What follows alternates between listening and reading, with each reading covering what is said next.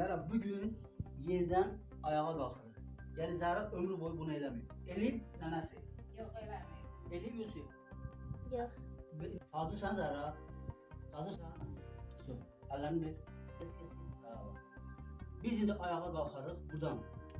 Uzanan yerden ayağa qalxarıq. Zəhra qalxmalı, dizlərini düppədüz eləməli. Stop. Zara yavaş yavaş qalxaq. Stop. Qalx Zara. Qalx. Qalx.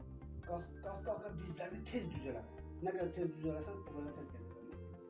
Qalx, qalx, qalx, qalx, qalx, qalx, qalx. Dizlərini düpədüz elə, belini də saxla. Gördün? Zəhra ayağa qalxdı. Hazır. Dizini tez bükmə şərtlə. Çox, qalx. Qalx. Tez 5-ə kimi sayıram, olur. 5 bax get. Qalx, qalx, qalx, belini uzat, belini uzat, belini uzat. Dizlərini də uzat, belini də uzat.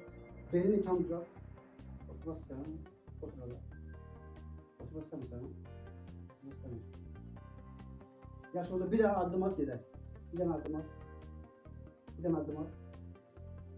At.